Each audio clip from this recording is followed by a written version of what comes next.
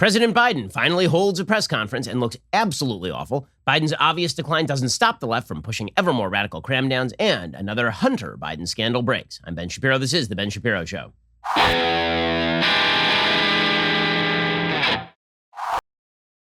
Today's show is sponsored by ExpressVPN. Protect your data from big tech with the VPN I trust. Visit expressvpn.com/Ben. We'll get to all the news in just one moment. First, the word is out. People are abandoning their overpriced wireless carriers. They are flocking to Pure Talk for the same exact coverage, but at a fraction of the price. That is correct. If you're with Verizon or AT&T or T-Mobile, if you switch to Pure Talk, you could save your family over $800 a year. And switching is really simple. You can keep your phone, keep your number, or get huge discounts on the latest iPhones and Androids. For example, I got that iPhone 12. I love it. I'm getting the same great coverage for half the price. Right now, you can get unlimited talk, text, 6 gigs of data for just $30 a month. See, here's the thing. The other wireless companies, they're going to charge you for unlimited data. You don't need unlimited data. You're not using unlimited data. All you really need is unlimited talk and unlimited text and 6 gigs of data for $30 a month. And here's the thing. If you go over on the data, you're worried about that? Well, they're not going to charge you for it. So what exactly do you have to lose? There is a reason Pure Talk is the highest rated wireless company by Consumer Affairs. Stop giving your money to overpriced wireless carriers and start saving money today. From your cell phone, dial pound 250, say Ben Shapiro. You'll save 50% off your very first month. That is pound 250. Say my name, Ben Shapiro. Pure Talk is simply smarter wireless. Just dial pound 250, say Ben Shapiro. You will save 50% off your very first month at Pure Talk USA. Okay, so yesterday, Joe Biden finally held his long-awaited press conference. This is the longest that a president has waited to give an actual press conference in a century, and there's a reason. Because he is not with us. He is not. Okay, so the last several nights, my baby has woken me up in the middle of the night, and she has kept me up for hours at a time. And you start to feel, when you're deprived of sleep, that you're beginning to lack brain function. Well, Joe Biden does not lack for sleep. Joe Biden is just in decline. And, you know, I honest to God, I hesitate to make fun of the guy because it's really kind of tragic. It really is sad. I mean, he is the president of the United States. He is the guy who is in charge, and he is clearly not in charge. He is clearly not with us. The media are doing whatever they can to cover over this fact. It's amazing. You know, for many, many years in this country, whenever there would be a problem with the president, the press, trying to do its best to cover for that president, would just cover it up. So Woodrow Wilson was basically a vegetable for the last couple of years of his administration, and Edith was actually running the country. And the press, fearful of the American public knowing this, just refused to report it. FDR was clearly in decline in the last years of his presidency, and the press, deeply afraid to cover that accurately, just didn't cover it. JFK was a scuzzbag with women. The press, in his pocket, just didn't cover it. It was something that they just left under the table. It's been a while in America since presidents got the kind of treatment that Joe Biden is getting right now. Barack Obama got kid glove treatment from the press, but he wasn't obviously in decline. There was not this massive gap between what he was publicly and what he was behind closed and how the media were covering him. With Joe Biden, what is perfectly obvious to you in front of your eyes is being overtly denied by a media that are declaring that Joe Biden is not only with us, he is in control. He is cool as a cucumber. And here's a piece from the Washington Post describing Joe Biden's press conference yesterday. And then we're going to contrast our establishment media, who are just playing human centipede with Joe Biden at this point. They are at the back of that human centipede. Contrast that with what you actually saw with your own eyes, which was a president who is obviously in a state of cognitive decline, a president who, I mean, again, I say this with no sense of excitement or joy or happiness in any way. It is very sad to watch, again, the elected president of the most powerful country in the history of humanity not be with us. And then to simultaneously be told that he is with us so he can push forward a radical agenda. And that's what this is. Because yesterday was a combination of incoherence and radicalism. That's what the combo was. The combination was a man who can't get through a sentence without a binder of notes in front of him and an agenda that would make LBJ blush. It's incredible. And the media are papering over that because they like the agenda. The media are they're not even his stenographers. The media are indistinguishable from the press wing of the Democratic Party. There shouldn't even be a White House press room. They should just actually absorb the press into the White House. Because at this point, the establishment press are a propaganda outlet for the president of the United States, so long as he is of the correct party. It's an amazing thing to watch. Here's the headline from the Washington Post today after this press conference. President's policy approach is, quote, the art of the possible. I mean, they make the man sound as though he is a transformational leader who is aspirational and somebody who's going to bring us forward to a brighter future, as opposed to a man who is managing his own decline as well as the decline of the nation in pretty poor fashion. The Washington Post says, President Joe Biden, answering the 29th question in his first presidential news conference on the 65th day in office, offered one of the clearest distillations of his theory of his presidency and how its success will be measured. It's clear. his distillation. And my God, what an incredible guy. He answered 29 questions. 29, what an amazing, except the questions were all like, so Joe, how wonderful are you? And how bad was Trump? And can you explain just how transformational you're going to be? So according to the Washington Post, he said, quote, it's a matter of timing. He said in an answer in which he was referring to gun control measures, but could have been referencing almost any part of his agenda. As you've all observed, successful presidents better than me have been successful in large part because they knew how to time what they're doing, order it, decide it, and prioritize what needs to be done. The arc of history in Biden's view comes down to pragmatism. This thing is just a press release. It's a press release written by Jen Psaki. But it's not. It's in the Washington Post. Quote, it explains how he has approached his opening months in office and how he is looking at the coming years. It illustrates how he can describe some Republican policies as sick and un-American, while not doing everything in his power to immediately stop them. He called the filibuster a racist relic of Jim Crow, while also insisting he wasn't ready to remove it entirely in the hopes there would be some compromise. Successful electoral politics is the art of the possible. He's like Lincoln. I mean, this guy is just, he's bringing together the best people. He is taking it one step at a time. His incrementalism will be more transformational than the aspirational words of his far-left compatriots. What an amazing guy. Okay, so that's the story that you're getting from the media today. The actual story of the press conference is that Joe Biden is not with us. He was repeatedly confused. He wandered off in the middle of sentences. He never came back. He did it at least 3 separate times during the press conference. Here's a little bit of Joe Biden just wandering off into the cornfield, and we have no idea where old Joe went. Am I giving you too long an answer? Because if you don't want the detail.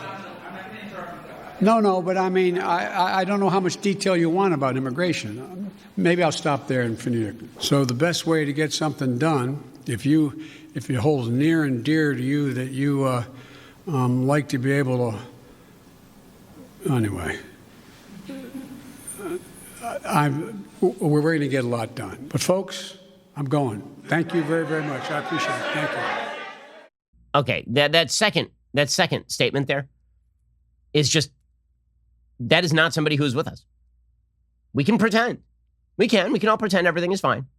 I'll just note that for 4 long years, every single thing that Donald Trump said or did was used as an excuse by the left and by the media as a hook to suggest that the 25th Amendment should be invoked because he was not competent to fulfill high office.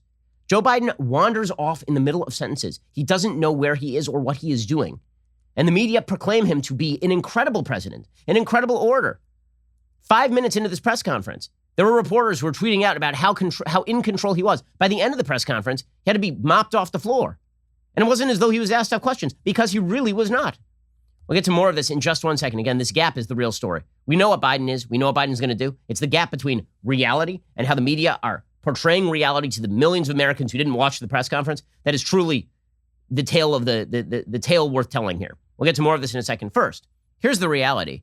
You text a lot. I text a lot. Texting is really convenient. I'll tell you what, if somebody calls me from a business, chances are very low I'm going to pick up the phone. And if somebody emails me, chances are very high that ends up in the spam folder. But if somebody texts me, pretty good shot that I'm going to respond. This is why, if you are a business, you need to make sure that you are in the texting game. If you've been around long enough, you remember that following technology innovations, in the 90s, your business needed an email address. By the 2000s, you needed a website. By 2010, you needed to have a social media presence. And in 2021, you need to be texting. Podium is the messaging platform to power your business. It helps you reach your customers wherever they are. Business messaging with Podium helps you gain reviews, collect payments, communicate with customers, and capture leads, all from a single inbox. Podium helps you adapt to the changing customer expectations. Don't take my word for it. South Tampa Family and Cosmetic Dentistry collected nearly 1,200 reviews, averaging 4.9 stars via text. Dr. Wyatt of South Tampa Family and Cosmetic Dentistry said, quote, the number of walk-ins as a result of our reviews has skyrocketed. Before, we were seeing maybe 50 to 100 new patients a month. Now, we are seeing closer to 200. Find out how Podium can help your business reach more customers via text. It is the method your business needs to be using. Get started free today at podium.com/Shapiro. That is podium.com/Shapiro. Okay, so more Joe Biden seeming confused, falling apart. And that one clip of him falling apart is just, this is the one here. Here is Joe Biden. Again, any president who did this, who was not a Democrat, would immediately be expected to resign in fairly near order. I mean, if you watch this press conference and the first question that flashed through your brain was not, how long can this guy last? I'm not sure what you were watching. Here was Joe Biden yesterday. I'm going to say something outrageous. I have never been particularly poor at calculating how to get things done in the United States Senate. So the best way to get something done, if it holds near and dear to you that you like to be able Anyway, we're going to get a lot done. What? Remember, he's completely in command. He is in control. The Drudge Report, which has basically turned hard left now. The Drudge Report's headlines today are Joe's no-drama press conference, chill style, grand vision for FDR presidency, art of the possible. Those are the headlines over at Drudge Report, which, as you'll recall, used to be a critic of presidents who are of the left side of the aisle. Now, the Drudge Report is apparently joining the stenography club over at the Democratic press establishment outlets. By the way, Joe Biden couldn't get through this press conference without notes. Okay, he was reading from actual podium notes throughout the press conference. He had a binder. He was reading from a briefing book at the press conference because he cannot be trusted to go out there and simply riff on topics. Not because, like President Trump, he makes wild statements or wild generalizations, but because he literally is unable to speak with coherence on a topic for more than 5 minutes. It's an amazing thing. Amazing thing. Here was Chris Wallace pointing this out. Okay, Chris Wallace, again, no opponent of Joe Biden's. Chris Wallace has been fairly warm toward Joe Biden. Here's Chris Wallace from Fox News. It seemed on every foreign policy question, not the others, but on foreign policy, he went to his briefing book like Jen Psaki does sometimes in the briefings and was reading, obviously, White House guidance, White House talking points. Covering Ronald Reagan for 6 years, I never saw that. Watching a lot of news conferences over the years, I've never seen that. A president in a news conference reading talking points. Remember, Ronald Reagan was a dullard actor who was in decline, according to the press. And Donald Trump was a patently insane person who was in decline, according to the press. And Joe Biden, who's clearly in decline, is completely with it. He is sharp as a thumbtack.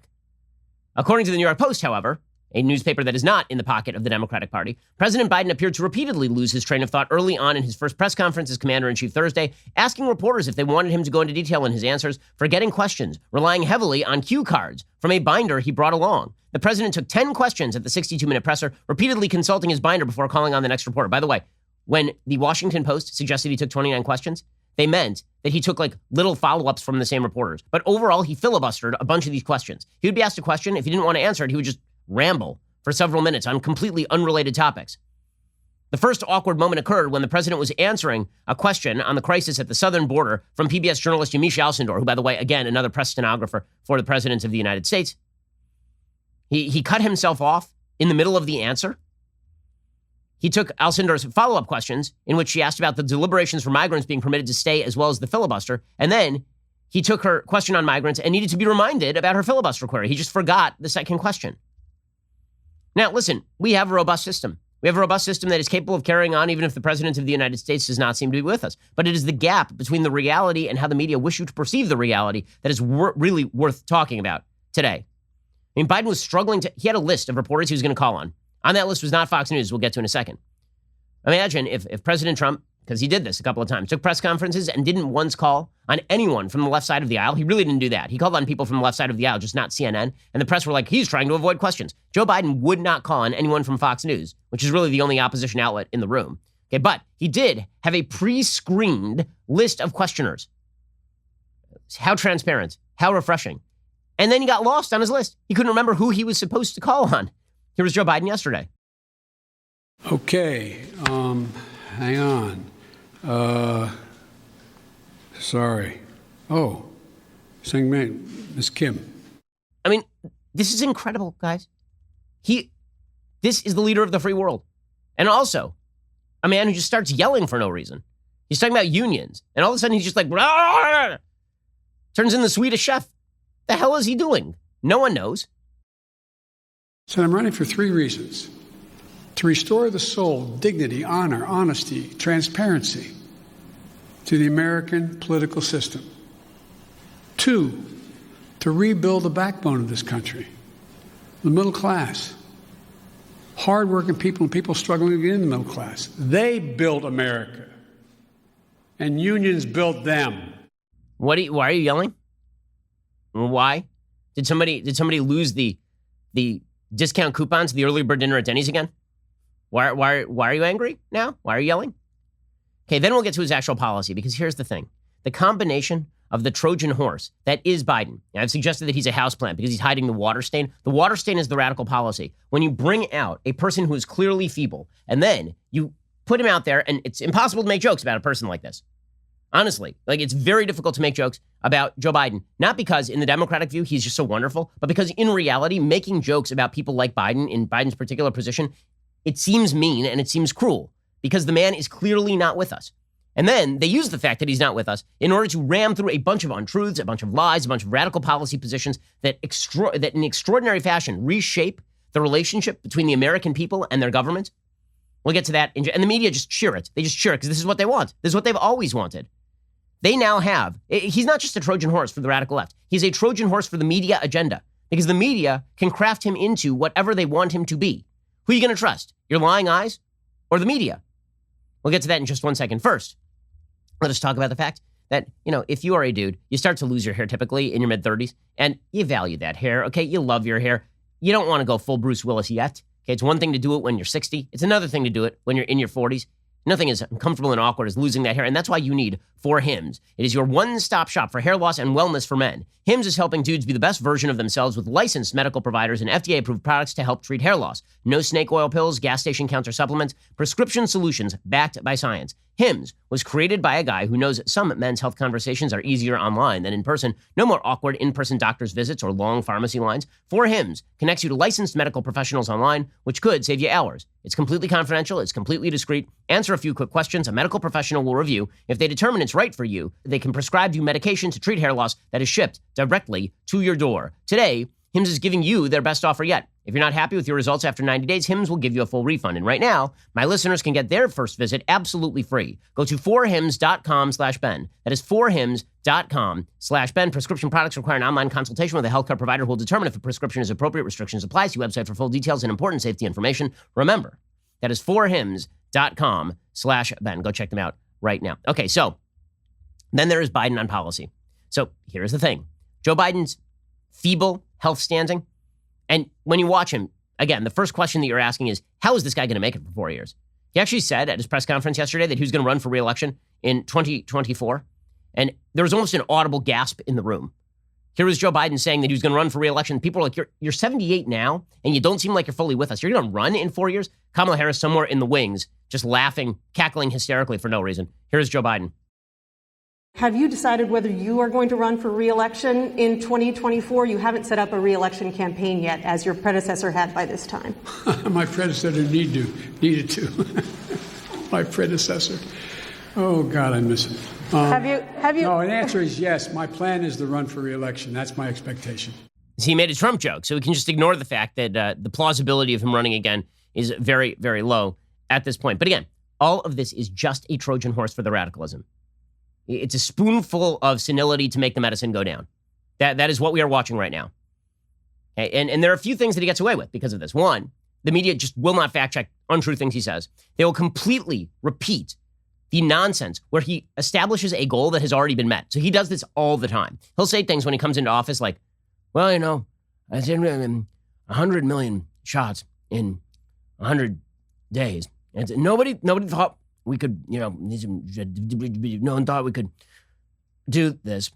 Okay, and they're already doing 1 million shots a day. Well, now he's doing the same thing. Now he's like, we're gonna push a stand. We're gonna do more shots than.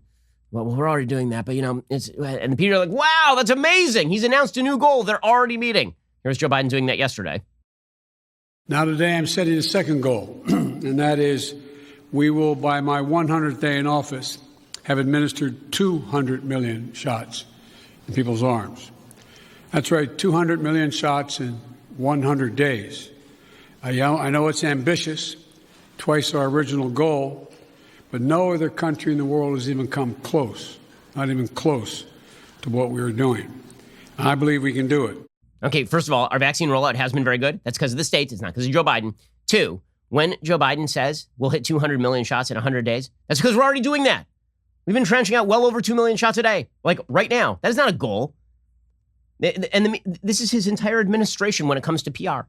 He jumps in front of a moving parade and he's like, this parade's for me. I did it. I made He gets up every morning and he looks at the sky and he goes, the sun is going to rise in the east and set in the west under my administration. And media like, amazing. He just set a goal of the sun rising in the east and setting in the west. Clearly, this man is magic. Clearly, he is incredible at his job. Okay, so when he is not setting goals that he has already met to the cheers of a rabidly partisan media. He is also just saying absurd, radical, insane things. Okay, but it's okay. He's a nice old man. Don't point out that he's a radical. Stop that. He's a moderate. Joe Biden was always a moderate. Now, those of us during the last campaign who pointed out that Joe Biden was not a moderate, that he was a Trojan horse for radicalism, the media were like, why would you say that about that nice old man? He's a nice old man. Are you kidding? He just eats oatmeal and cream wheat. He's fine. Stop that. Well, here's the thing. He says radical things. He says more radical things than Barack Obama did. Obama sometimes tried to moderate his message because he didn't want to appear radical before the American people. Because Biden knows that he appears to be a houseplant to the American people, he can basically say whatever the hell he wants, and the media just treat it as though it's a moderate thing. So, for example, he uttered one of the most radical and yet weirdly, strangely, just bizarre statements yesterday about the GOP's voting policy. So there's this lie that is out there right now that the GOP in Georgia is passing a voting bill that is extraordinarily radical. It's trying to curb voting rights. This is Stacey Abrams talking about voter suppression. Okay, the big lie from the right in the last election was that voter fraud and voter irregularity decided the election. The big lie from the left for the last several years is that voter suppression was going to decide elections. And the media continue to promulgate that lie. That Republicans, in asking for voter ID so we know who you are when you vote, that they are performing some sort of voter suppression act. That's nonsense. There's no statistical evidence to back that. They'll say things like, Republicans, when they don't want early voting, it's because they're trying to suppress voting. Really? Because we have this thing called Election Day. In fact, if you really want to blow it out, I think that you should be able to vote as early as possible in the 2037 elections. Why not? There will be a special election in 2037, and you should be able to vote right now for it. In fact, if you are not in favor of voting in advance for a party, before candidates have been chosen, before you even know what the race is, I think that you're trying a voter suppression act. Now, of course, that's absurd on its face. Why should you vote 6 months in advance of an election? Why should you vote 4 weeks in advance of an election? Half of the news about an election breaks in the week before the election. But according to the Democrats, if you do things like, you say don't try to bribe people in line, is what Georgia says. Georgia says you're not allowed to give gifts of money or food or drink to people in line for voting. The way the media portrayed that is Republicans try to block people from giving water to people in line. That is not what that bill is about. The bill is attempting to block people from bribing people in line to vote. Okay, that is what it says in the text of the law. But the media created this lie, and the lie was Republicans are engaged in a vast act of voter suppression, all of which led up to the most bizarre line of Joe Biden's very bizarre and disquieting press conference. We'll get to that in just 1 second. First, let us talk about your safety and security at home, and also just knowing what's going on at your house. So as I've mentioned, I have 3 kids. They are absolutely running me ragged. And one of the things about having 3 kids is that I only have one pair of eyes. They tend to focus in one direction only, which means it's hard to keep track of all 3 of my children. The baby is now crawling around like a crazy person and trying to hurt herself. I've got a son who bounces off walls, and I've got a daughter who is pretty with it, but I will say that I'd like to keep an eye on her as well. So 3 kids, 2 eyes, one direction. That means what I actually need is Ring devices on my house so I can tell what the hell is going on at home, so I can remain in control of my own property. You need this as well, whether it is just visitors stopping at your front door or it is people dropping off packages, whether you just want to know what's going on in your property. Ring devices are the thing. I love having the Ring video doorbell. I've actually added Ring security cameras around my home as well. No matter your home, Ring has everything you need to protect it. See and speak to whoever is at your door from anywhere with video doorbells. Keep an eye on every corner of your house with easy-to-install indoor and outdoor cams. Protect your whole home with Ring Alarm. It's a powerful, affordable whole home security system you can easily install yourself. Right now, get a special offer on the Ring Welcome Kit at ring.com/Ben. It comes with the Ring Video Doorbell 3 and Chime Pro. It is the perfect way to upgrade your front door and start your Ring experience. Head on over to ring.com/Ben. That is ring.com/Ben. Okay, so again, the Democrats are pushing a lie. The lie is that Republicans are attempting an act of voter suppression. Karl Rove points out in the Wall Street Journal today that this is not true. He says moves by Republican legislators to reform state election laws are drawing incendiary accusations from Democrats. Former Georgia gubernatorial candidate Stacey Abrams denounced them as Jim Crow in a suit and tie. Vice President Kamala Harris declared, quote, "It's all voter suppression by any other name." The Democratic Governors Association says these efforts are, quote, "a direct attack on our democracy." This is a lie. In Georgia, Republican legislators are close to passing a bill that expands the state's early voting period by 4 days. What a clever GOP suppression technique. Provide voters with more opportunities to cast ballots. The legislation would also require Georgians to vote in their home precinct or risk having their ballot disqualified. It would forbid outside groups to send duplicate applications for mail-in absentee ballots to voters who have already applied for one. So you don't want 2 applications going in for the same ballot. Both are sensible protections. Democrats are upset about the idea of a voter ID. But if that's racist, New Jersey, Virginia, and California are suppression hotbeds. New Jersey requires a driver's license or the last 4 digits of a social security number. Virginia requires both a photo ID and your social security number. And California requires ID, at least to register. Ms. Abrams and her allies also oppose efforts to toughen signature verification for mail-in ballots. But Colorado has what's likely the toughest such procedures in the country, which is important since it conducts elections primarily by mail. Last fall, roughly 1 of every 112 ballots, 29,000 altogether, was rejected because the signature didn't match the one on file with election officials. That was after voters were allowed to cure problems by responding to a text asking for a copy of their driver's license or other photo ID bearing their signature. More than 11,000 did so. Are California's Democratic governor and legislature to be branded vote suppressors?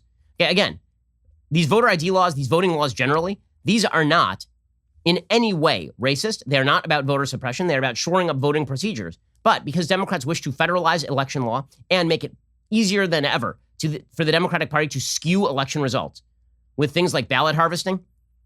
Ballot harvesting is, to my mind, the most dangerous voting procedure that you could have in a free country right now.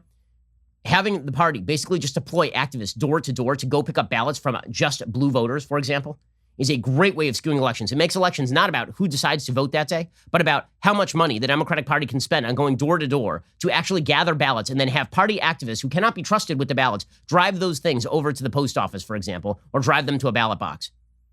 It is ballot stuffing by any other name. In any case, Joe Biden says that if you wish to actually shore up voter ID, that this is an act of racism. Not only is it an act of racism, also, he makes a reference that nobody understands right here because this is what Joe Biden does. Again, the combination of incoherence and radicalism in this one statement, pure Biden. Doesn't get more Biden than this. Here we go. The Republican voters I know find this despicable. Republican voters. The folks outside this White House. I'm not talking about the elected officials. I'm talking about voters. Voters. And so I'm convinced that we'll be able to stop this because it is the most pernicious thing. This makes Jim Crow look like Jim Eagle. Jim Crow? Who the hell is Jim Eagle? I looked this up yesterday in the mistaken impression that perhaps I just missed some sort of cultural reference from 1832 because he has a different frame of reference than I do. Does Joe Biden, considering that he was actually around when the pyramids were built? So I thought maybe this was just some reference I didn't get. Nope, that is not a thing. There's no such thing as Jim Eagle. I feel bad for all the people out there in America who are named Jim Eagle. Because today they're like, what's he talking about now? This makes Jim Crow look like Jim Woody Woodpecker. Jim Dove? Jim Thrush? Jim Eagle, because eagles are patriotic and okay, incoherence and radicalism all at once. That is the Biden way. And it didn't just stop there. There's the race baiting, of course. He kept using terms like Jim Crow with a level of comfort that even Barack Obama did not use Jim Crow. Joe Biden, who, again, used to work with people who were in favor of Jim Crow in the United States Senate, as Kamala Harris pointed out before she decided that he was actually the greatest civil rights fighter of her lifetime. Joe Biden said that he might get rid of the filibuster. So we're going to have this addled human, this addled radical human talking about getting rid of the filibuster, and the media are cheering it. By the way, the real story here, again, is not that Biden is flipping on the filibuster. He spent years and years and years defending the filibuster. He was the Senate institutionalist. He was the guy who was going to stand up for the deliberative body that is the Senate and its magical procedures that allow for conversation to take place. Now, of course, he's like, you know what?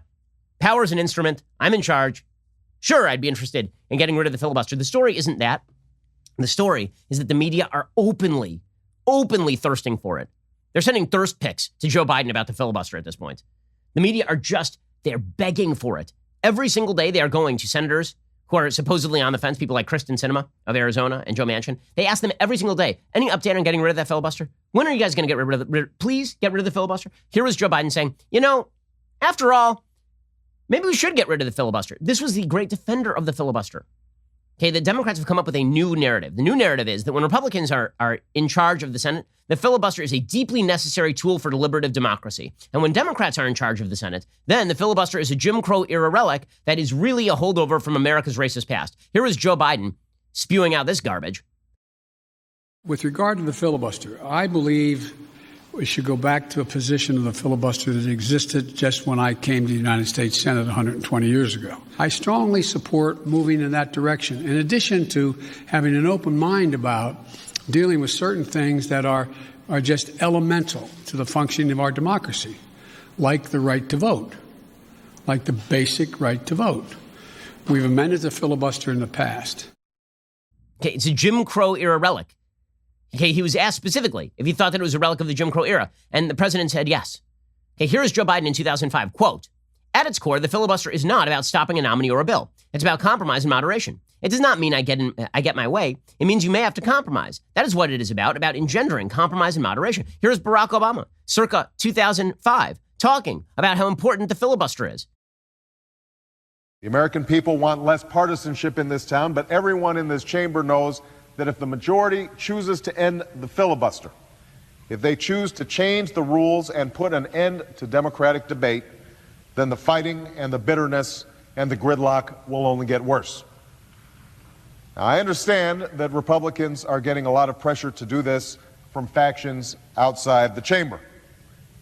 But we need to rise above the ends justify the means mentality, because we're here to answer to the people, all of the people, not just the ones that are wearing our particular party label. Except for the fact that this is the way that the Democrats run things. The way Democrats run things is, we love the procedures so long as the procedures protect us. But the minute that we are in charge, those procedures go directly out the window. Then they wonder why politics has become a cynical exercise in partisan power grabbing.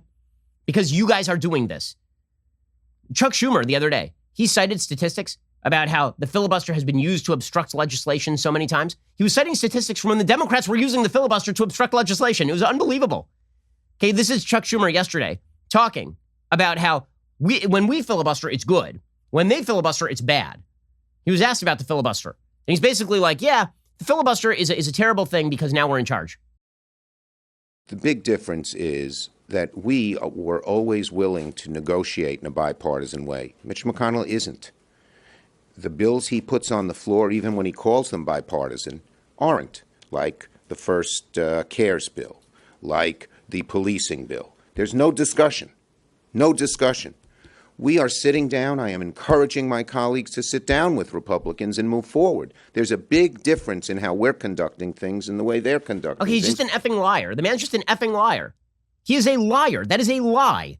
Okay, when Democrats pushed legislation like Obamacare, they didn't have a single Republican vote. When Democrats the Democrats just passed a giant spending bill with no Republican support in the Senate. None. Okay, what in the hell is he talking about? They filibustered Tim Scott's police reform bill. Chuck Schumer participated in that filibuster. Again, this is all cynical. It's all there's no principle here. Joe Biden is not a principled man. Joe Biden is a power-grabbing man. He's a power-grabbing man in decline. Okay, and his party is perfectly willing to go along with this. They're excited about it.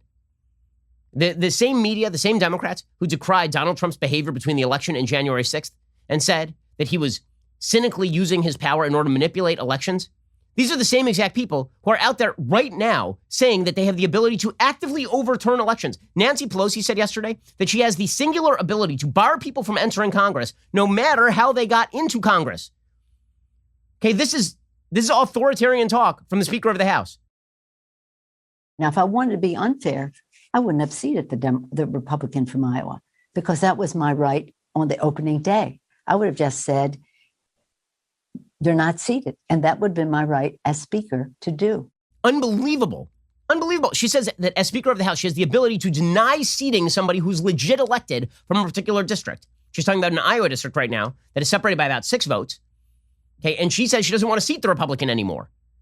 Okay, but so power is just a tool for these people.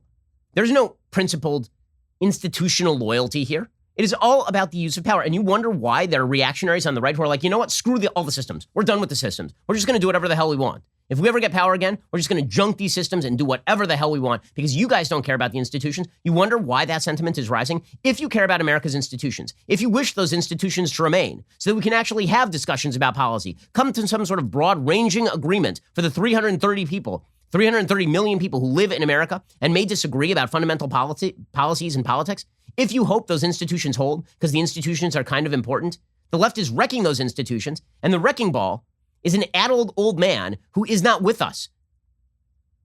The Democratic Party is being run by a San Francisco leftist worth tens of millions of dollars, completely out of touch with the American people, who is 183 years old, and a president of the United States who can't string together a sentence. And the media are cheering it because you know who's in charge? People keep asking, so who's in charge? Really, who's in charge over there at the White House? I'll tell you who's in charge. The media are in charge. The establishment media are in charge. They are driving the agenda. They're willing to cover for the agenda. What they are not willing to cover for is what gets covered. The media are the ones in charge because politicians respond to incentive structures. And you know what creates the incentive structures these days? It is not the American people predominantly. It is the media who create the narratives that shift how the American people think. The establishment media are the biggest obstacles to a defense of your individual rights in America today. Not the courts, not the government, the incentive structure being set up by an establishment media that continues to force its dominance on the American people day after day. And when they don't dominate, they seek to just destroy all methods of informational dissemination. You wonder why I think that what we do here at Daily Wire is kind of important? Because these folks wish us not to do it. That is why. Okay, in a second, we'll get to Joe Biden on the border because there are serious questions to be asked about Joe Biden's behavior on the border and his administration's policies on the border. He's not going to answer any of them, however. We'll get to that in just 1 second. First, let us talk about getting a good night's sleep. So as I've mentioned, my babies have been keeping me up. They've just been keeping me up really late.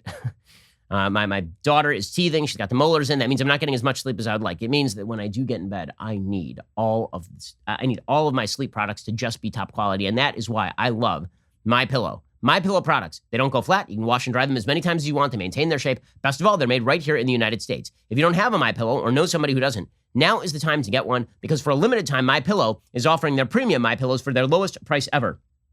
You can get a queen-size premium MyPillow regularly $69.98 for just $29.98. That is $40 in savings. Kings are only $5 more. Folks, now is the time to buy. Not only are you getting the lowest price ever, but they are the best gifts ever. They are $29.98 for a queen-size premium MyPillow, and you buy now, they'll extend the 60-day money-back guarantee. Go to MyPillow.com, click on that radio listener square. There you will find not only this amazing offer, but also deep discounts on all MyPillow products, including the Giza Dream bed sheets, the MyPillow mattress topper, and MyPillow towel sets, or call 800-651-1148. Use promo code DailyWire to get started. Alrighty, in just 1 second, we're going to get to Joe Biden on the border. Incredible how the media just, again, they're covering for him in the same way that the media covered for JFK stooping the interns in the White House swimming pool. That is how they are covering for his crappy radical policies. They're covering for the fact that he is not with us. It's amazing. First, let me remind you, this Sunday, we do have a Ben Shapiro Sunday special. It is with Ayaan Hirsi Ali, perhaps the bravest woman in international politics, obviously subjected to enormous hatred, both originally in the Netherlands and now in the United States for not moving along with the left-wing shibboleths that you normally hear. Ayaan is not only a person with great personal bravery, but great insight into the radical left and the identity politics left that seems to be predominating at this time. Check out the Sunday special this week. It's really, really good. Also, it is that glorious time of the week when I give a shout out to a Daily Wire member. Today, it is Allison Thomas on Instagram, who understands the right stance when it comes to the insane cancel mob. In the picture, an adorable baby is sitting in a chair with the world's most elite beverage vessel while holding a book, the Constitution, the Declaration of Independence. Also in the chair, numerous other books, including the Bible, Dr. Seuss, Shakespeare, Mark Twain, various Disney titles, and Gone with the Wind. The caption reads, "Come and burn them." Hashtag leftist tears Tumblr. Hashtag ban books. Hashtag readers are leaders. Well done. That's some good parenting right there. Thank you for the picture and for being a Daily Wire member. If you haven't heard by now, but honestly, if you listen to me as much as you should, you would have heard, of course, Candace Owens has a brand new talk show with us exclusively at dailywire.com. The full show is available to Daily Wire members only. The second episode of Candace airs today. It's going to have all sorts of good stuff in it. Frankly, I can't wait to watch it myself. So if you need some Candace Owens in your life, look no further. Head on over to dailywire.com. Subscribe today. Plus, quick note, our team here at Daily Wire has an opening. You want to work here? Now's your chance. We need a data analyst. If data is your thing, we are looking for you. Candidate skills and background should include 2 or more years of product and data analytics experience in the industries of streaming media platforms, subscription products, or e-commerce, proficiency in analytics software like Mixpanel and Snowflake, strong visual and verbal communication skills for presenting data clearly. This is a Nashville-based role. Qualified candidates can apply through dailywire.com/careers. Also, quick reminder, since we are approaching the weekend fast, again, now's a great time to subscribe. Head on over to dailywire.com/subscribe and subscribe it right now. We have all sorts of brand new stuff coming online, all sorts of awesome new stuff that is already online. Candace's show, our All Access. I know that Candace did an All Access this week. We have tons of fun stuff going on. Become part of the club. Head on over to dailywire.com/subscribe and become a member. You're listening to the largest, fastest growing conservative podcast and radio show in the nation.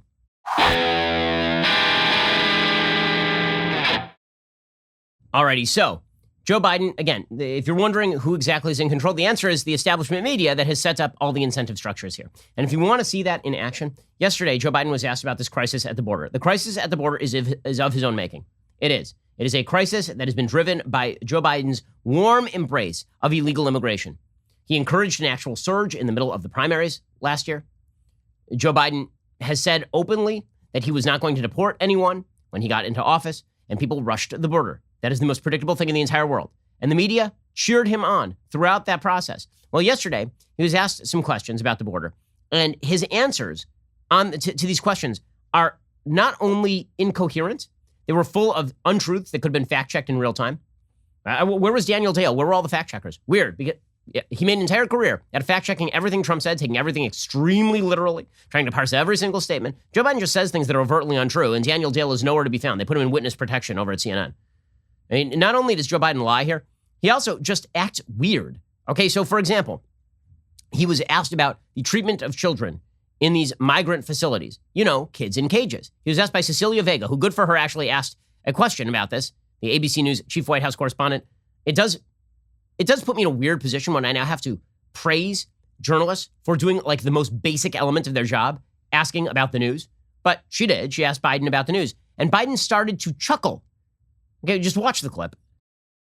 What is your reaction to these images that have come out from that particular facility? Is what's happening inside acceptable to you? And when is this going to be fixed? That's a serious question, right? Is it acceptable to me? Come on. That's why we're going to be moving 1,000 of those kids out quickly. Is it acceptable? Yes, that was the question. Is it acceptable to you? And do you think that if Donald Trump, it's not acceptable to me, it wouldn't have mattered? But he's Joe Biden, so he gets away with that kind of treatment of the press. No problem whatsoever. And then his policies are absolutely self-conflicting. They make no sense at all. So Biden, first of all, he's asked, when are you going to be transparent and let the media in there? He's like, I don't know. And the media like, okay. It's amazing. Here we go. We haven't seen the facilities in which children are packed together to really give the American people a chance to see that. Will you commit to transparency on this issue? I will commit to transparency. And as soon as I am in a position to be able to implement what we're doing right now, and one of the reasons I haven't gone down, all my chief folks have gone down, is I don't want to become the issue. I don't want to be, bringing all the Secret Service and everybody with me to get in the way. So this is being set up, and you'll have full access to everything once we get this thing moving. Okay, and just to be clear, how soon will that be, Mr. President? I don't know. And everyone, okay, all right. Because I'm not going down there because I don't want to bring attention. Sure, I'm sure I'm sure that's why. It's not because you don't want pictures of you juxtaposed with kids in cages. It's not because of that. It's just you don't want to be a distraction, Joe Biden. Oh, weird, because that's never seemed to stop you before. So that's strange. But don't worry, you guys will get in. When? No. And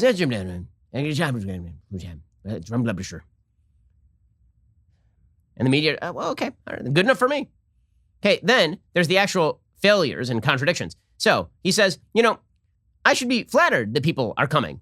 I should be flattered that illegal immigrants are arriving in wave numbers. So he says simultaneously two things. One, I'm going to deport people, but I'm not going to deport people. And two, it's not my fault they're coming, but if they are coming, it's because I'm great. It's like, what in the world? And the media are like,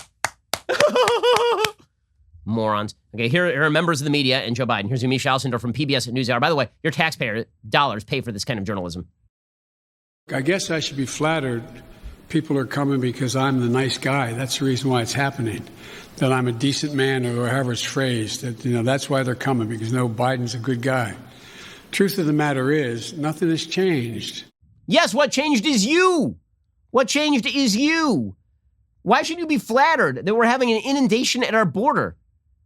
There are other Americans in America besides Joe Biden. The fact that he sees everything through the prism of, they think I'm such a nice guy. Every president defines himself in a particular way. Joe Biden defines himself as the nice guy who, quote unquote, gets things done. The problem is the things he's getting done are crappy, and the nice guy routine is bringing literally tens of thousands, if not millions of people to the border over the course of this year. Okay, then Joe Biden says, he said a bunch of untrue things here. He said in the middle of this immigration talk in his presser yesterday, He said, for example, that the Trump administration was simply sending people back to the desert to die. That was an overt lie. That is just untrue. Did anybody fact check him? Was anybody like, can you name a person who has died in the desert because they were sent back to the desert? That's not how it works. When people arrive at the border, they're immediately handed over to Mexican authorities or they're shipped back to country of origin. It's not as though at the border, like, you know what? You came here, back to the desert with you. No water bottles, enjoy. That's not how it works. Joe Biden knows that, but he's a damned liar. So here he was yesterday saying, and then he says, you know what? If kids have family elsewhere, we should deport them. Okay, this is a complete reversal from his own policy, which is that if kids show up here, we're not going to deport them. His DHS secretary said that this week. Do you want to see these unaccompanied minors staying in this country, or should they be deported eventually? Well, the judgment has to be made whether or not, in this young man's case, he has a mom at home. There's an overwhelming reason why he'd be put in a plane and flown back to his mom. Oh, you mean the Trump administration cruel, evil policy? That policy? That's exactly the policy he's currently talking about. Yeah, but the media didn't fact check him. He said untrue things throughout. But again, he's a nice elderly gentleman. How dare you point any of this out? And this is really about the stenographer pool. This is about the stenographer pool that lives in that White House press room. And all of the people on CNN and MSNBC who just engage in the human centipede. Peter Doocy at Fox News, the only journalist who ever asks any tough questions, apparently, in that White House press room. He talked yesterday about the fact that he was not called on. Again, president doesn't have to call on anybody, but the fact that Biden was standing there and going down a list of approved reporters demonstrates exactly what they think of the press pool. Here was Peter Doocy. I mentioned last night on Special Report that I had a binder full of questions. I think some people were kidding. I was not kidding. We had a lot, and most of this stuff did not get to. But the last one that I can think of like this would have been in Wilmington. They had an aide off to the side with the list of reporters to call on. Today it was Biden with the list. And once they got through about an hour and 20 minutes, he was done. I'm not sure if that was the end of the list. If we were on it, he did not make it down that far. Okay, he did not make it down that far. Yeah, of course he didn't. He just started randomly wobbling off into the ether. He had no idea what he was doing. He had no idea what the hell he was talking about. And there are many questions that he didn't get to. You know, he didn't answer a single question about COVID yesterday. Not one. His 62-minute press conference didn't answer a single question about COVID. Remember, the most important issue of our lifetimes. Remember, an issue so important that we not only have to blow out $2 trillion in spending that we just did this month, we need to blow out another $3 trillion in spending. And at no point was he asked about COVID by our intrepid press. At no point was he asked about, for example, Hunter Biden, because it turns out that there's a new breaking scandal with Hunter Biden. At no point was he asked about that. You think Trump would have been asked about similar issues? Of course he would have. But the agenda is all that matters to the press. I'm not disappointed in Biden because I didn't have any expectations of Biden. I didn't think he was going to be some sort of moderate institutionalist who's going to uphold the great institutions of American democracy in pursuit of some sort of bipartisan compromise. I never thought he was going to be that. Yeah, but that's not what the media said. For years, if you pointed out that Joe Biden was not a moderate and that he didn't care about the institutions, you were told that you were out of your mind. He wasn't some crazy radical like Bernie. He was going to bring America back together. I'm not surprised when politicians lie to me. I'm not even surprised when the media lie to me. I'm just surprised at this point that anybody buys it anymore. I think fewer and fewer people are going to buy it over time. Alrighty, well, once in a while, we check in with our friends over at Birch Gold. Over the past couple of days, I had a chance to talk with Philip Patrick. He's a precious metals specialist over at Birch Gold. He had some pretty interesting insight into what exactly the Biden administration is doing and how that could impact your finances, and of course, why it may be worthwhile diversifying into precious metals. Here's something we recorded a little bit earlier this week. Joining us on the line is Philip Patrick. He's a precious metals specialist with our friends over at Birch Gold, and we thought now would be an excellent time to talk about why investing in precious metals might just be a good idea. Philip, thanks so much for joining the program. Thanks for having us. So let's talk for a second about the value of the United States dollar. So the Biden administration is clearly blowing out the spending. They just dropped $2 trillion on a brand new stimulus package, which is unnecessary given the fact that we are now in the waning days of the pandemic. And now, at the Federal Reserve's meeting last week, Federal Chair Jerome Powell indicated he expects interest rates to remain near zero through 2023, which is kind of a wild idea. What's your take on that? Look, it's certainly a wild idea. I think they have to keep interest rates low for a couple of reasons, really. The first is the reason they dropped them in the first place, which is to encourage spending, right? Low interest rates, encourage people to take money out of savings and essentially invest it, right? The stock market, real estate, bond market, it fuels activity and essentially keeps this thing propped up. The second side of it is obviously debt, right? Debt is growing significantly. We're approaching $30 trillion, which is just about manageable for the government because interest rates are so low. If they start to raise rates, the average rate on our debt federally for the last 30 years has been about 5%. The interest payments on our debt start to become untenable in relation to tax revenue. So the statement makes sense. I think they have to. Okay, but because they have to, this means that we probably should expect some inflation to kick in the, if not near future, then in the medium future. So if higher rates of inflation are coming, then diversification seems like it might be a good idea. Yeah, look, you hit the nail on the head. Low interest rates in isolation are not necessarily an issue. You couple that with rising inflation, which to some degree is unavoidable. That's when it starts to become problematic. You're absolutely spot on. So if you were looking at diversifying, why not put your money in, say, stocks, for example? Look, stocks historically have been a very good hedge against inflation. They've outperformed it longer term, but that doesn't mean that there are not issues in the market short to medium term, right? You look at the stock market from a timing standpoint, it's cyclical, right? The stock market will typically correct in 7 to 10 year cycles. We're now 2.5 years into the longest bull run in recorded history. Outside of that, some of the numbers there look concerning. Price to earning ratios are at a level today that they've never been at in history without us suffering a fairly sizable correction. So short to medium term, it seems a little bit frightening. And how about bonds? A lot of people have been talking about bonds as a safe haven, but in a time when it appears that the bond yields are going up, there's less demand for bonds. Why do you think that the demand for bonds seems to be going down?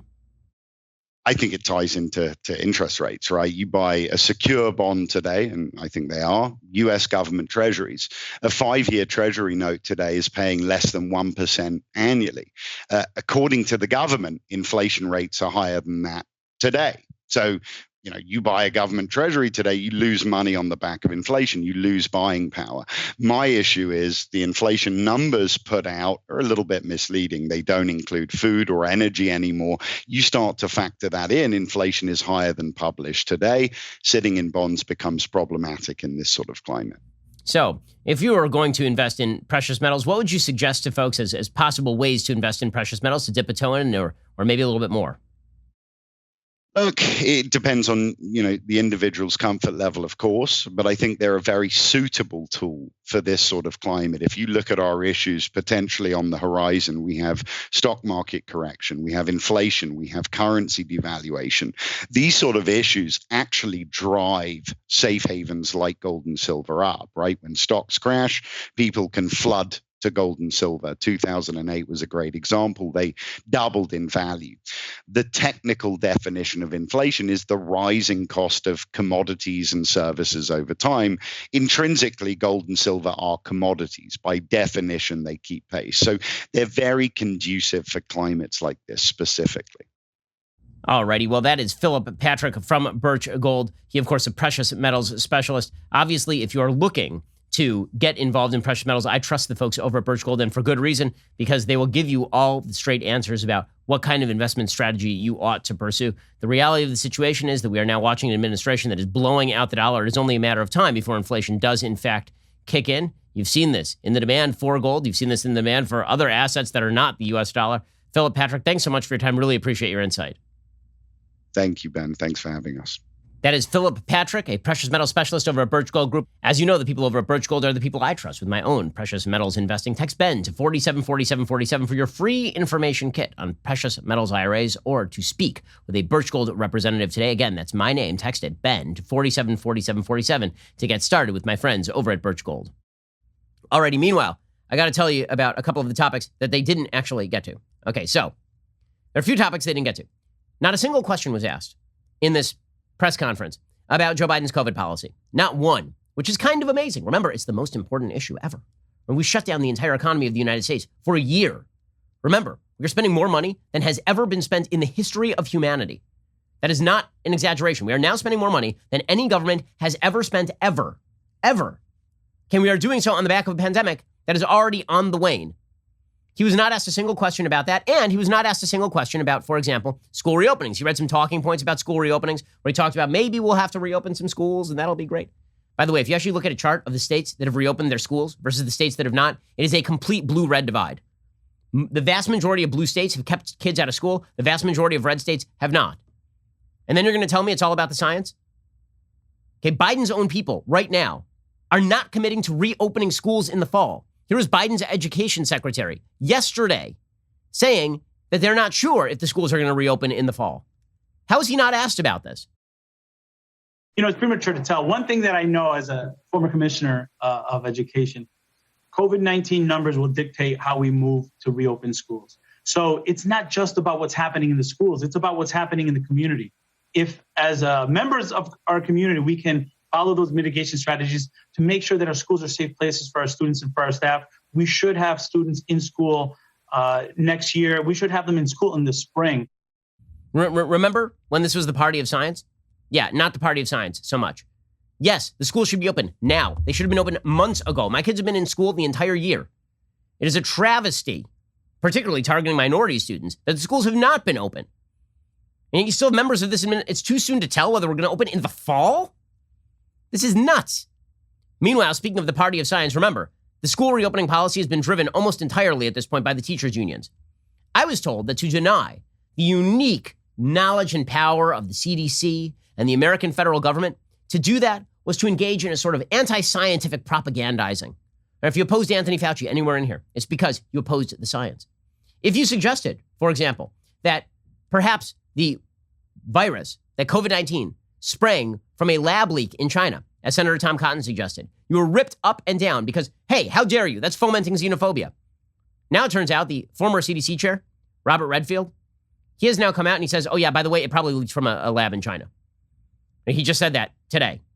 Okay, but if you're talking about people who do not give a damn about science, they only care about the agenda, there's an amazing story from U.S. News and World Report, Lauren Camera writing, quote, the president of the country's most politically powerful teachers union called into question the Center for Disease Control and Prevention's decision last week to revise from 6 feet to 3 feet its social distancing guideline in schools, arguing the science backing the decision doesn't take into account the unique challenges most urban school districts face.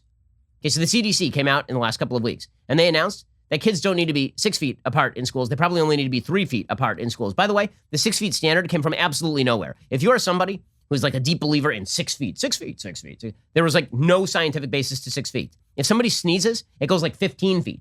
And if you're not sneezing, it doesn't go 6 feet, it goes like 2 feet. Okay, but the media kept, if you don't stay 6 feet away from that guy next to you, it's because you're, and the schools, man, we got to keep these kids at least 6 feet apart. Then the CDC comes along and they're like, oh yeah, by the way, totally wrong about that. We could have halved the size of the school classrooms and been fine. Kids can be 3 feet apart. And the teachers' unions, because they're running the agenda and they don't want to go back to school ever, they just want to get paid for staying home and zooming in. They say they're not going to listen to the CDC. Are we seeing headlines today about how the teachers' unions are anti-science? About how the scientific agenda is being thwarted by the teachers' unions? Oh yeah, I didn't think so. The American Federation of Teachers President Randy Weingarten, one of the worst people in America, wrote Tuesday in a letter to CDC Director Rochelle Walensky and Education Secretary Miguel Cardona, quote, although I was very worried about the implications of the shift, I reviewed judgment until we could review the new studies that were presented. We have done that this weekend. We appreciate that the body of knowledge regarding the impact of COVID-19 in school environments is expanding, but we're not convinced the evidence supports changing physical distancing requirements at this time. Our concern is that the cited studies do not identify the baseline mitigation strategies needed to support 3 feet of physical distancing. Moreover, they were not conducted in our nation's highest density and least resourced schools, which have poor ventilation, crowding, and other structural challenges. Okay, my favorite part of that is when Randy Weingarten is like, we haven't tried this in the schools, so we don't know if it works.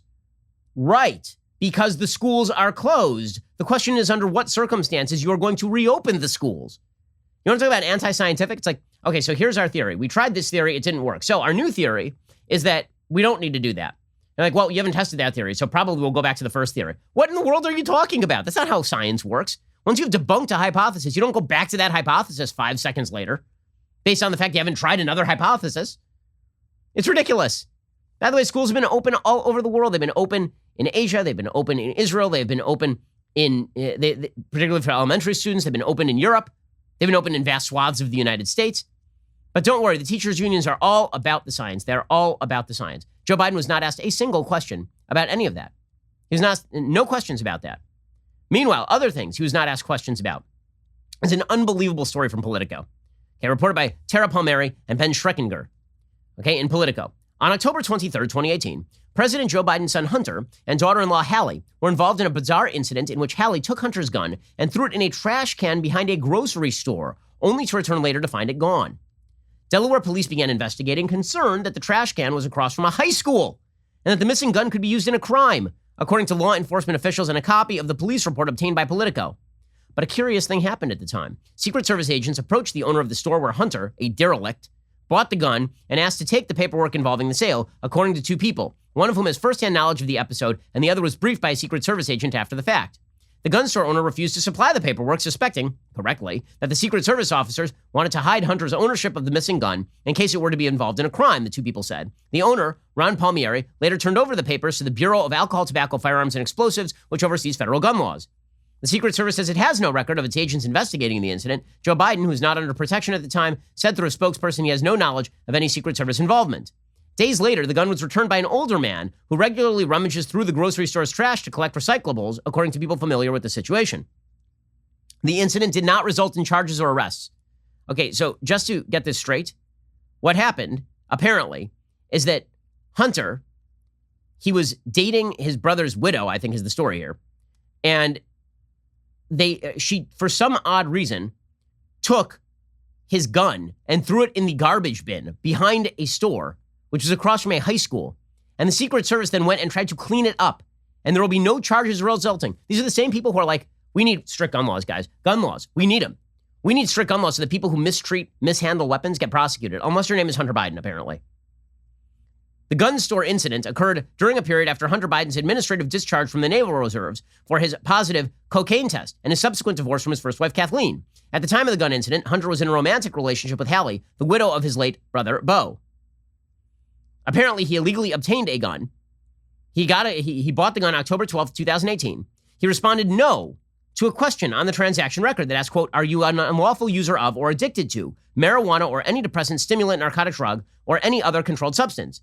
5 years earlier, he'd been discharged from the Navy Reserve after testing positive for coke. He and family members have spoken about his history of drug use. Lying on the form is a felony, though prosecutions are extremely rare. So it sounds like he bought the gun illegally. That's what it sounds like, because there's fairly good contemporaneous evidence that Hunter was not off the sauce. And then he was dating his brother's widow. And apparently, the incident began when Hallie searched Hunter's pickup, which was parked at her home in Wilmington, because of unspecified suspicions she had, according to a Delaware State Police report. Inside the truck, she found a .38 revolver.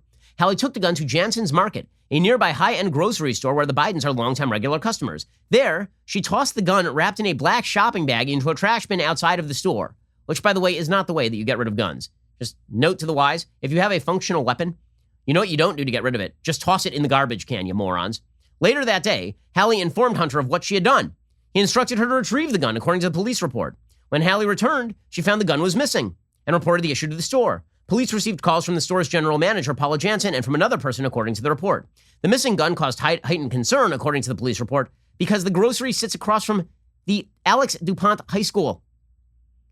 Arriving on the scene, Delaware Stadies retrieved security camera footage from the store, interviewed Jansen, the store manager. Quote, we complied with the police, gave them whatever security footage we could, Jansen told Politico. The FBI also responded. At the time, the FBI was already monitoring Hunter as part of an investigation that remains ongoing and currently focuses on his taxes. No comment from the FBI. In addition to questioning Hallie, police called Hunter to the scene. He was questioned outside the store's loading dock area and explained he used the gun for target practice. At one point, two of Jansen's employees, described by the police report as Mexican males, walked past the loading dock area, and Hunter told a police officer the store had some suspicious people working for it. Asked if he was referring to those two staffers, Hunter responded, yeah, probably illegal, according to the report. So he's a racist also. He's a drug-addled, gun-toting racist who illegally obtained his weapon. No problems here, guys. Everything is totally fine. The story has all the things, all of them. Two Mexican workers walk past. He's like, oh, those are probably illegal. Based on what? The fact that they're of Mexican extraction? And based on the fact that you're apparently a criminal? When a police officer asked Hunter whether the gun had been used in a crime, the officer reported Hunter, quote, became very agitated with me and asked if I was intentionally trying to make him mad. When the officer asked Hunter whether he had been doing drugs or drinking heavily, he said, listen, it isn't like that. I think she believes I was going to kill myself, according to the report. An officer asked Hunter whether he had called his dad. Hunter said, I've never called my dad for anything, according to the police report, which we know is a lie. After being questioned, Hunter retrieved the case for the gun, which included the gun serial number, from Hallie's house, returned to the grocery store, and handed it over to the cops. When police questioned Hunter and Hallie, 2 Secret Service agents arrived. They went to the store where Hunter purchased the gun. The agents showed their badges and ID cards to Palmieri, the store's owner, and asked to take possession of the firearms transaction record Hunter had filled out. She said no. The Palmieri said, no, I'm not going to do that. The Secret Service left without the records, and Palmieri handed over the transaction record to the ATF. The ATF spokesperson referred questions to the Delaware Stateys. Jason Hatchell, spokesperson for Delaware State Police, said any freedom of information, any questions about the incident would have to be filed through a FOIA request. The Delaware State Police already rejected Politico's FOIA request for records related to the incident last November. It's amazing. Okay, there's been no major media coverage of this, because that's what the establishment media will never cover, is the fact that Hunter Biden is a derelict, and his dad knew about it for years, and apparently facilitated the dereliction in a wide variety of cases, including Hunter rushing about the globe, picking up bags of cash in different places. A White House spokesperson said Biden was not aware of any Secret Service involvement in the episode. Just change the name Biden to Trump and imagine the size of the scandal. But don't worry, Biden is a good guy. He's a nice guy, so we don't cover what happened with Hunter. By the way, speaking of hypocrisy, authoritarianism, by the way, relies on hypocrisy. The Cuomo family also apparently has engaged in an enormous amount of hypocrisy. It turns out, according to the New York Times, Governor Andrew Cuomo's administration arranged special access to government-run coronavirus testing for members of his family and other influential people as the pandemic descended on New York last year. The move to make testing of people closely tied to Cuomo a priority was carried out by high-ranking state health officials, according to one of the people. It happened in March 2020. Testing was still not widely available, but Andrew made sure that his family members had it. Just like our brand new Deputy Secretary of Health and Human Services, Dr. Rachel Levine, ensured that Dr. Levine's mom was not in a nursing home when all the COVID-positive patients were being shipped back into the nursing homes. Weird how this seems to keep happening with Democrats, how the rules don't apply to them. The gun control left has no worries about Hunter Biden, a drug-addicted derelict, leaving his gun out and then having it thrown in a garbage can behind a high school and lying apparently on his forms about obtaining the gun in the first place. That's totally fine. But you, law-abiding citizen, you need to lose your gun. You can't get a test in New York in March 2020, but you know who can. If your last name is Cuomo, you can get a test. And then you can go on national TV and you can hang out with your bro and talk about the size of your nostrils and did mom love you best? Yes, we need to give more power and control to these folks. More power and control. Top down. They're going to fix everything and they care about you. They don't care about their own. They care about you. They're just caring and nice and wonderful. Amazing, amazing stuff. Alrighty. We'll be back here later today with an additional hour of content. First, you cannot forget to end your week by checking out The Andrew Klavan Show. Drew's show is every Friday. He's got an exciting evening planned for you. So head on over to dailywire.com this evening at 7 p.m. Eastern. Tune in. Also, make sure that you check out our Sunday special. Here's a little bit of the trailer. I don't think that radical Islamic doctrine or its agenda is capable of defeating Western society. It's just militarily, economically, not capable of doing that. But if the West implodes, that's going to come from the inside.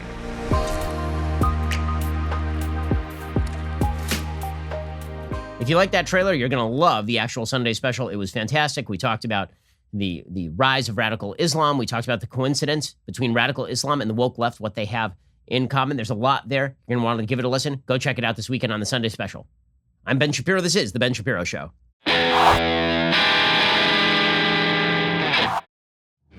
The Ben Shapiro Show is produced by Elliot Feld, executive producer Jeremy Boring. Our supervising producer is Mathis Glover, and our assistant director is Pavel Wydowski. Editing is by Adam Sayevitz. Audio is mixed by Mike Coromina. Hair and makeup is by Fabiola Cristina. Production assistant is Jessica Kranz. The Ben Shapiro Show is a Daily Wire production. Copyright Daily Wire 2021. Hey everybody, this is Andrew Klavan, host of The Andrew Klavan Show. You know, some people are depressed because the Republic is collapsing, the end of days is approaching, and the moon's turned to blood. But on The Andrew Klavan Show, that's where the fun just gets started. So come on over to The Andrew Klavan Show and laugh your way through the fall of the Republic with me, Andrew Klavan.